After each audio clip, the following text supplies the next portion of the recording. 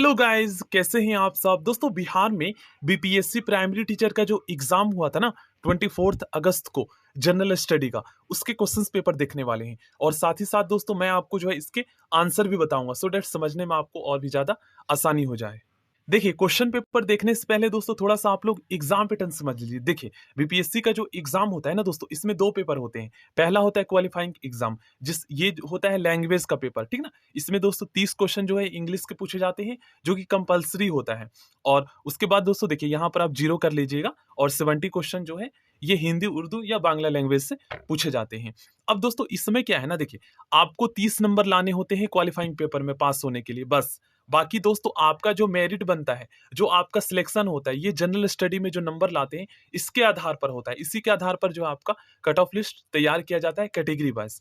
तो इसमें जो है ना, देखिए, जब बीपीएससी ने दोस्तों अपना सिलेबस जारी किया था, तो उसमें उन्होंने एग्जाम पैटर्न नहीं बताया था कि हम इतने क्वेश्चंस इस सब्जेक्ट से पूछेंगे। बस उन्होंने टॉपिक बता दिया था कि इस टॉपिक से क्वेश्चंस पूछेंगे। और जो क्वेश्चन का लेवल था ना, उसमें उन्होंने ये बोला था कि हम जो क्वेश्चंस पूछेंगे, ये जो अभ्यर्थी, जो मतलब जो स्टूडेंट है, जैसे हम जो बीपीएससी प्राइमरी टीचर का एग्जाम देंगे, तो उसके लेवल का पूछेंगे। अब लेवल क्या है, तो ज्यादातर स्टूडेंट जो डीएलएड करते हैं, वो गाइस ज्यादा से ज्यादा वो ग्रेजुएट होते हैं, ठीक है ना। तो ग्रेजुएशन लेवल का जो क्वेश्चन पूछा गया था ना, ये ओनली सोशल साइंस का क्वेश्चन पूछा गया था। बाकी मैथ, साइंस, रीजनिंग और इन्वायरमेंटल स्टडी, ईवीएस का जो क्वेश्चन था, ये 10th लेवल का था। अब इसके पीछे का रीजन क्या है guys? बहुत सारे स्टूडेंट ऐसे होते हैं जो 10th के बाद जो है आर्ट्स ले लेते हैं। तो उसमें क्या है guys, ना तो वो 11th ना ही 12th में वो साइंस पढ़ते हैं, और ना ही वो मैथ पढ़ते हैं, ठीक ना। ऐसे में गाइज आगे अगर ग्रेजुएशन की बात की जाए, तो ग्रेजुएशन में भी उनके पास मैथ और साइंस नहीं होता है। तो इसी को ध्यान में रखते हुए जो है ना, मैथ, साइंस, ईवीएस और रीजनिंग का जो सिलेबस था, ये 10th रखा गया था। बाकी दोस्तों सोशल साइंस ग्रेजुएशन लेवल का था, ठीक ना। और करंट अफेयर तो वही सेम ही रहता है। चलिए, तो अब हम क्वेश्चंस देख लेते हैं। बाकी अगर आप बीपीएससी प्राइमरी टीचर एग्जाम की तैयारी करना चाहते हैं, तो डिटेल में मैंने एक वीडियो बनाया है, उसका लिंक आपको डिस्क्रिप्शन बॉक्स में मिल जाएगा। देखिए, फर्स्ट क्वेश्चन जो मैथ का पूछा गया है दोस्तों, इसका सही आंसर ऑप्शन डी होगा। मतलब इसका आंसर जो है ना, एक भी होगा और मतलब ए भी होगा और सी भी होगा। अब बहुत सारे स्टूडेंट कमेंट करके कह रहे हैं कि सर इसका आंसर ओनली ए होगा, एक होगा। तो कैसे, देखो मैं आपको समझाता हूँ guys। इसका आंसर जो है ना, एक भी होगा और -27 भी होगा। ध्यान से समझिएगा आप लोग। देखिए, सबसे पहले मैं जो है आप इसको सॉल्व करके दिखाता हूँ। देखिए, वर्गमूल के अंदर जो नंबर दे रखा है, इसे आप लोग जब सॉल्व करेंगे तो कितना आएगा। सभी मैं सॉल्व नहीं कर सकता क्योंकि वीडियो काफी ज्यादा लेंथी हो जाएगा। इस क्वेश्चन को सॉल्व करके मैं थोड़ा सा आपको समझा देता हूँ। देखिए, यहाँ पर क्या करेंगे दोस्तों, ये एक भिन्न का जोड़ बन रहा है, ठीक ना। तो आप फ्रैक्शन वाला एडिशन कर लीजिए, एलसीएम निकालेंगे तो 169 आएगा। अब एक को एक एलसीएम में भाग करेंगे तो 169 आएगा आपका भागफल। और उसके बाद न्यूमरेटर जो एक है उसको गुना कर दीजिए तो 169 आ गया। प्लस में 169 से 169 में भाग करेंगे तो एक आएगा, और एक को 27 से जब आप मल्टीप्लाई करेंगे तो 27 ही आएगा। अब दोस्तों आपको प्लस कर देना है, तो जब आप प्लस करेंगे तो कितना आ जाएगा, 7 यहाँ पर 14 हो गया, 15 16 का यहाँ पर 16 का 6 हो गया, उसके बाद 6 2 8 और एक 9 हो गया, और एक तो ऊपर हो गया न्यूमरेटर में 196 हो गया और डिनोमिनेटर में 169 हो गया। अब दोस्तों 196 बटे में 169 का जब आप वर्गमूल निकालेंगे तो कितना आएगा, 196 बटे में 169 का वर्गमूल निकालेंगे तो देखिए कितना आता है, 14 अपॉन में यहाँ पर आ जाएगा आपका 13, ठीक ना। तो यहाँ पर 14 अपॉन में 13 आ गया। अब यहाँ पर जो है 14 अपॉन में 13 रख दीजिए, इज इक्वल टू एक प्लस में x बटे में 13 रख दीजिए।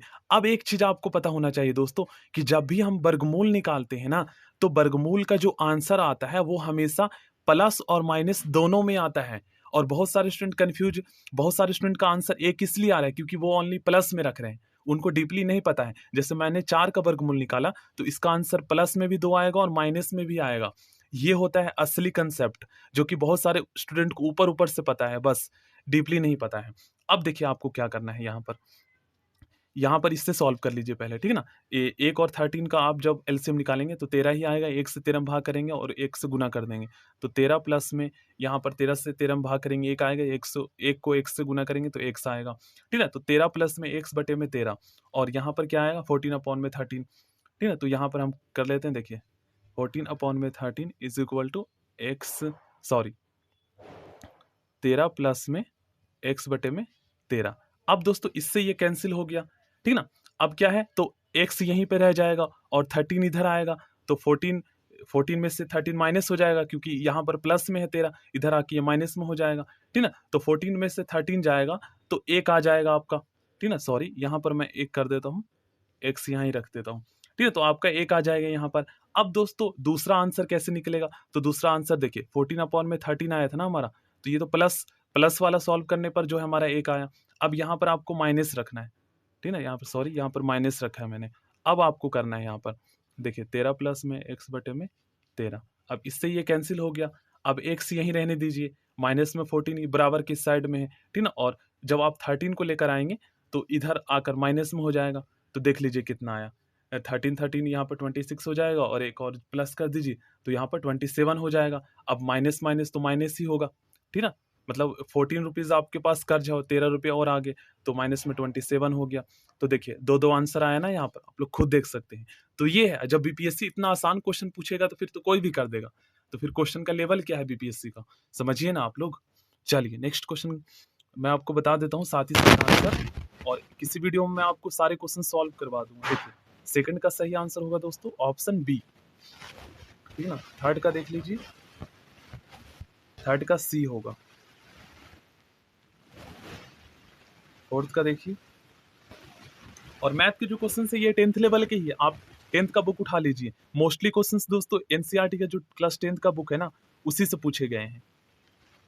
ई होगा फोर्थ का, फिफ्थ का सी होगा। जिन्होंने मैथ, और इसमें आर डी शर्मा से भी कुछ क्वेश्चन पूछे गए हैं मैथ के, और कुछ क्वेश्चन दोस्तों इसमें जो है ना आर एस अग्रवाल से भी पूछे गए हैं। उपयुक्त में से एक से अधिक, बी होगा इसका सही आंसर। सारे सब्जेक्ट के मैं आपको शो कर देता हूँ।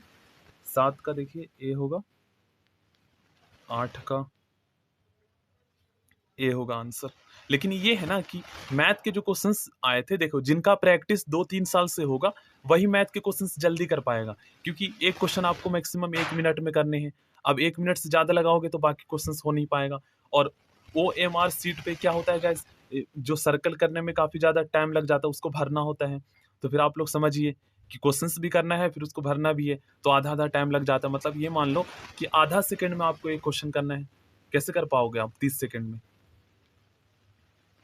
तो ये है सारा, तो सारा प्रैक्टिस का खेल है। क्वेश्चन आसान पूछा गया था, सारा टाइम का खेल है। जो जिसका जितना ज़्यादा स्पीड रहेगा वही स्कोर कर पाएगा। और बिहार डीएलएड एंट्रेंस एग्जाम और बीपीएससी प्राइमरी टीचर एग्जाम का जो सिलेबस है ना, ये बिल्कुल लगभग सेम ही है। तो थोड़ा सा एग्जाम पैटर्न में चेंजेस है। देखिए ये क्लास 12, ये 10th से पूछा गया मैथ का क्वेश्चन है, त्रिज्या खंड क्षेत्रमिति से। ये चक्रवृद्धि ब्याज जो कि ये आपका 8 में है, चक्रवृद्धि ब्याज, लेकिन थोड़ा सा टफ क्वेश्चन है। 13 का बी हो जाएगा। 14 का देख लीजिए, ए होगा इसका सही आंसर। 14 का ए होगा। 15 का, ये तो गैस 11th 12th का पूछा गया मैथ का। जिन्होंने मैथ किया उनका तो उनके लिए तो आसान होगा 11th 12th में जिनका मैथ था। 15 का सी हो जाएगा। 16 का देख लेते हैं, ई होगा इसका आंसर। मैं आंसर की में से देख के बता रहा हूँ क्योंकि मुझे याद कैसे रह सकता। अब साइंस के क्वेश्चन स्टार्ट हो गए, ठीक ना। 16 क्वेश्चन साइंस के, 17 का डी होगा। उपयुक्त में से एक से अधिक। अब क्यों, तो बहुत सारे स्टूडेंट को दोस्तों डीपली नहीं पता। देखिए विद्युत विभव को हम इंग्लिश में क्या कहते हैं, पोटेंशियल डिफरेंस या इलेक्ट्रिक डिफरेंस कहते हैं, ठीक ना। तो विद्युत विभव को आप इंग्लिश में अगर आपको पता है तो इजीली आप समझ जाओगे। विद्युत विभव को मापने के लिए किस उपकरण का उपयोग किया जाता है, इसे दोस्तों पोटेंशियोमीटर भी कहते हैं और वोल्ट मीटर भी कहते हैं। तो इसलिए इसका आंसर एक से अधिक होगा। चुंबकीय क्षेत्र जो है ना ये एक सदिश राशि है। 18 का बी होगा। उसके बाद 19 का दोस्तों सही आंसर बी होगा। उसके बाद 20 का देखेंगे तो इसका सही आंसर 20 का बी होगा, बैगनी। और सबसे कम दोस्तों होता है लाल। क्वेश्चन नंबर 21 का सही आंसर होगा बी। साइंस सबसे ज्यादा स्कोर जो बच्चे किए थे ना गाइस, ये साइंस में किए थे, क्योंकि साइंस का क्वेश्चन 10th लेवल का। देखिए रक्त का पीएच मान 7.4 के आसपास होता है, तो रक्त प्लाज्मा का भी पीएच मान वही होगा जो कि क्षारीय होता है। जिस विलयन का पीएच मान 7 से अधिक होता है वो क्षारीय होता है। 23rd का सही आंसर सी होगा। 23 का सही आंसर सी होगा, ठीक है ना। आंसर की से देख के बता रहा हूँ। नेक्स्ट क्वेश्चन देखिए, 24 का सही आंसर बी होगा। 25 का सही आंसर दोस्तों बी होगा, अनुवांशिकता। बहुत सारे इसमें कंफ्यूज हो गए थे, किसी ने जिन लगा दिया था, किसी ने उपरोक्त में से एक से अधिक लगा दिया था। यही तो देखिए ना, क्वेश्चन आसान होता है लेकिन उसे ही टफ कर देता है बीपीएससी। अब कुछ कंफ्यूज हो जाएंगे, पढ़े हुए हैं, 10th का ही क्वेश्चन है, बी होगा। इस बात को ध्यान रखिएगा, एमीटर हमेशा श्रेणी क्रम में और वोल्ट मीटर हमेशा समानांतर क्रम में जो है सर्किट में ऐड होता है। नेक्स्ट क्वेश्चन 27 में ए होगा। 28 में देख लीजिए, बहुत ही आसान क्वेश्चन है 28, बी होगा इसका।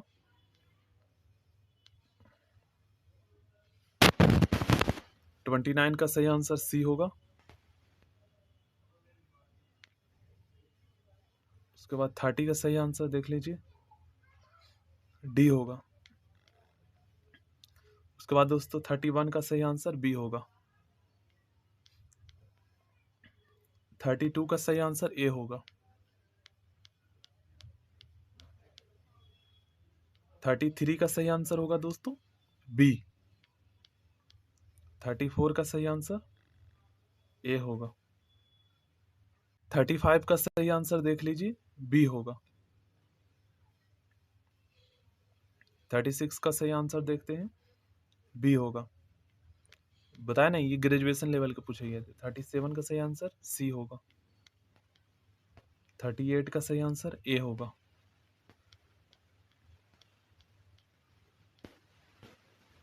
39 का सही आंसर होगा दोस्तों सी। मतलब इसमें जो क्वेश्चंस थे ना, वो मतलब ऐसा लग रहा था कि आज तक पढ़ा ही नहीं है, जो सोशल साइंस का क्वेश्चन था। और इसके कितने पूछे गए थे? तो 48 पूछे गए थे, ठीक है ना, मिक्स थे, पॉलिटिकल साइंस, हिस्ट्री और ज्योग्राफी। 41 का सही आंसर देखते हैं, ए होगा।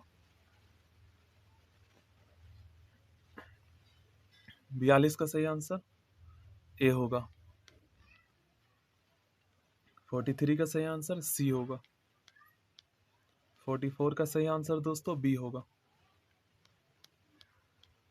आप लोग पढ़ लीजिएगा, अंतर्राष्ट्रीय बुकर पुरस्कार 2023 दिया गया, करंट अफेयर के स्टार्ट हो जाते हैं यहाँ पर। इसका सही आंसर ए होगा। देखो इसमें बहुत सारे स्टूडेंट दोस्तों कंफ्यूज हो गए थे, ठीक ना, क्योंकि प्राग अग्रवाल को हटा दिया गया था, उसके बाद इसके जो है सीईओ थे कोई और बने थे, तो इसका सही आंसर बी होगा। लेकिन बहुत सारे स्टूडेंट यही लगा कर आए थे। उसके बाद सही आंसर देखते हैं, 47 का सही आंसर ई होगा। उपरोक्त में से कोई नहीं। उसके बाद 48 का सही आंसर सी होगा।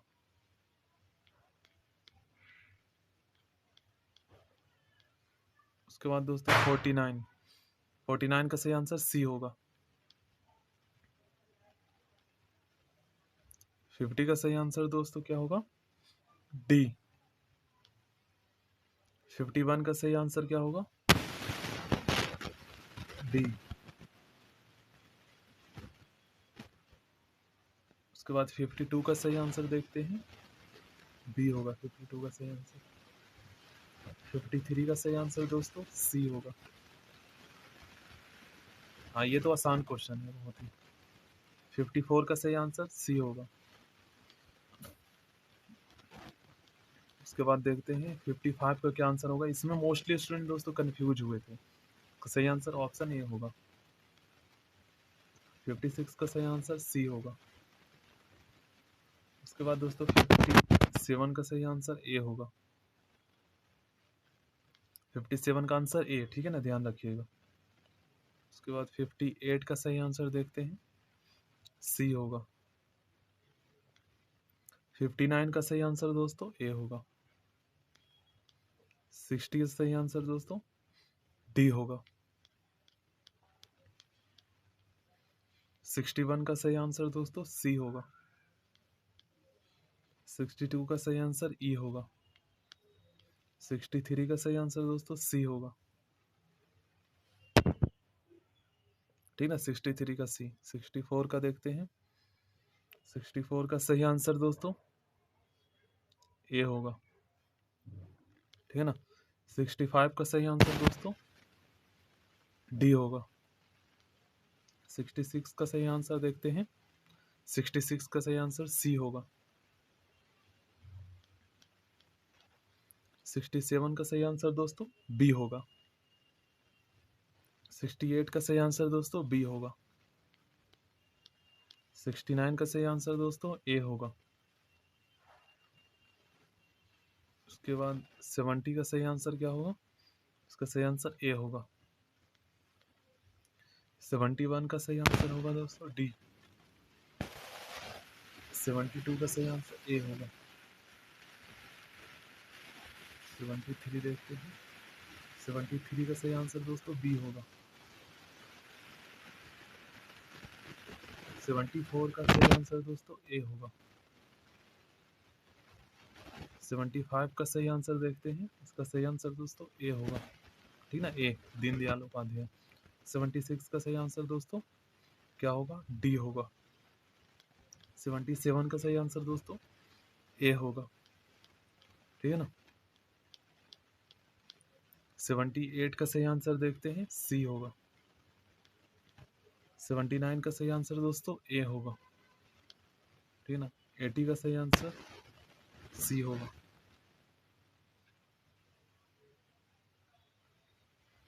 सी, ठीक है ना। 80 का सही आंसर सी। 81 का सही आंसर डी।